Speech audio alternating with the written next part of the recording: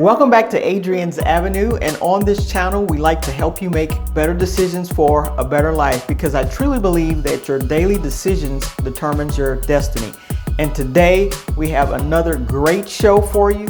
You've heard of some things throughout your life and you may have these beliefs that may not be true. So I'm going to talk about 7 money myths that may be keeping you broke. Stay tuned.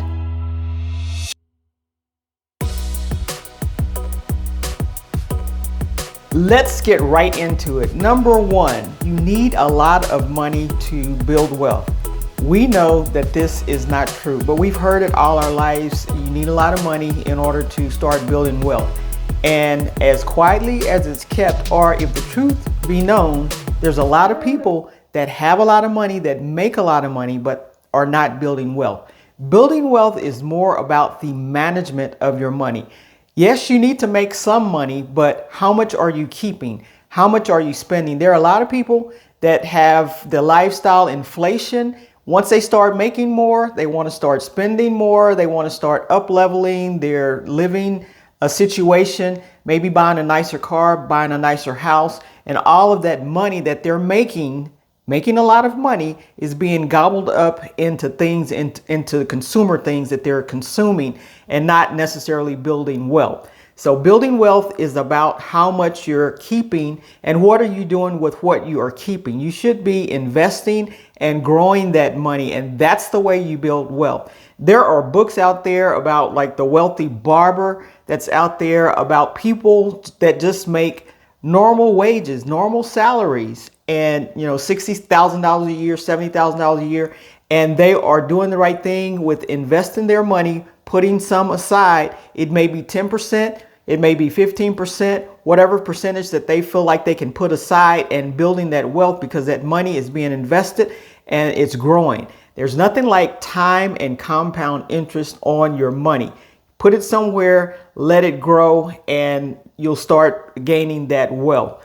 Even if you buy it, a house or something, put it in investment property, put it in the stock market, in bonds, do something like that to help your money grow. But it's not how much you make necessarily, it's how much you're keeping, how you're managing that money, what are you doing with that money, and making that money go out to work for you. Number 2, hear me out on this one. But debt is always bad. We've heard that if you get into debt, that's always bad. And that is not necessarily true. Sometimes there's good debt and sometimes there's bad debt. We know consumer debt, such as spending on credit cards, on these high interest rates on credit cards, and not paying them off on a monthly basis, is bad, and it is depleting the money that you could have working for you and earning more money for you. Now, there's another side of debt where you put into assets, such as buying rental property. If you don't have all the money to put into a rental property, you may have to get a loan on it. But anything that is a depreciating asset, such as a car, in my mind, and this is just Adrian talking, as far as I'm concerned, on my journey where I am right now, if it's a depreciating asset, I'm paying cash for it. I don't care what it is, because I do not have to have it. There's a difference in a Mercedes and transportation. What I need is transportation. If I want to buy a Mercedes, that's fine, but let me pay cash for it, as far as I'm concerned. Now, you work it your own way, but it is an asset that is going down in value. It is an asset, but it is going down in value. So why would I put that on a credit card or take out a loan on something that I'm depleting my wealth by paying this interest on this loan, and that asset is going down in value? I'm losing 2 kinds of ways. So just think about this before you run out and charge up all the credit cards. We're getting into the holiday season now. Thanksgiving will be here soon. Christmas will be here soon. And we love to go and shop, charge up a lot of cards, and not worry about how we're going to get them paid off. But make sure you're using debt to your favor and not using debt against you, because there's 2 different kinds of debt. When you go to school, Don't get into too much debt, but when you go into school and getting an education or a trade school, whatever it is, getting an education to help you do better in your career, make more money, that is an asset to you. You're contributing to your learning. If you take classes online, if you take classes on YouTube, if you're paying someone to coach you, that is money well spent. And yes, you may have to put it on a credit card, but make sure you have a way of paying that debt, even that debt off.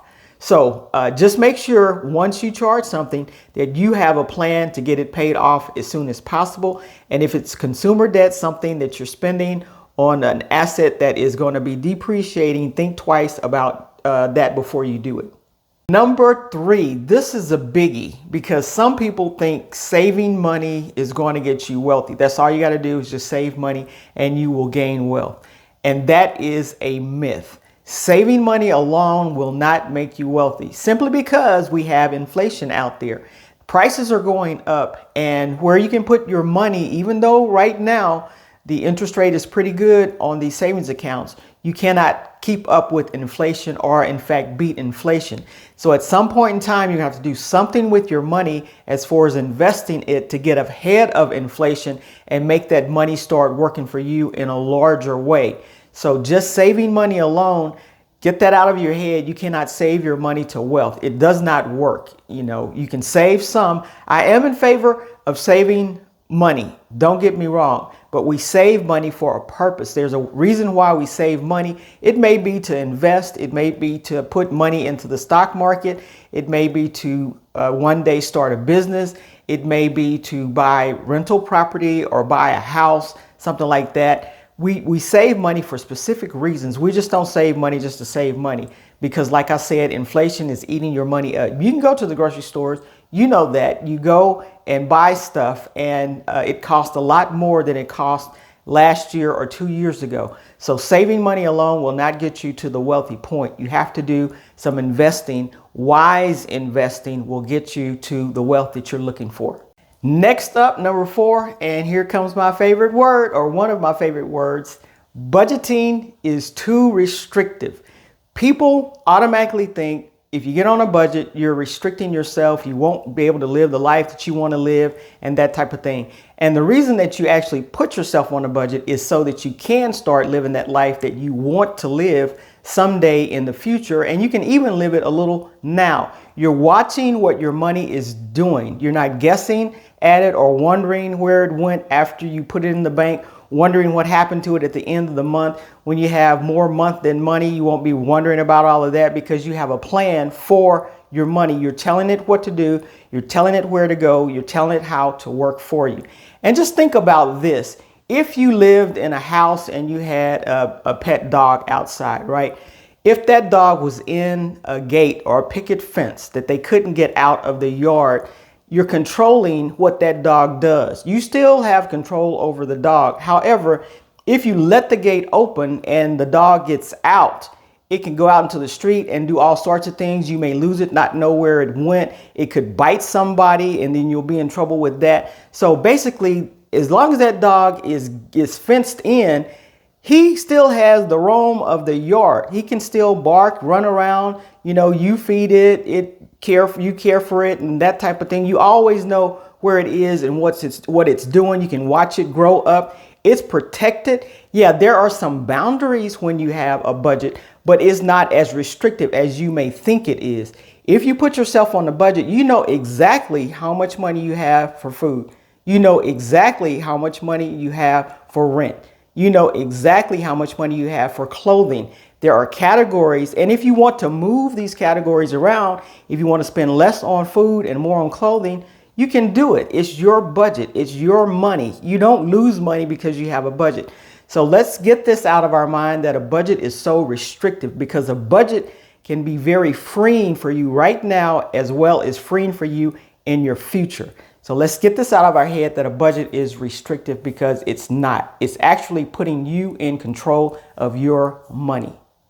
We're talking about money myths, but it's not a myth for you to hit that like button and that subscribe button so that you can stay up to date on the latest information as it becomes available to you. And you can make a comment about what other money myths have you heard about that you believed all your life, and when you got older you found that, you know what, that's not true. Make a comment. I love to hear from you. Myth number 5. Let's jump right back into it. You should wait till you start making more money before you start investing.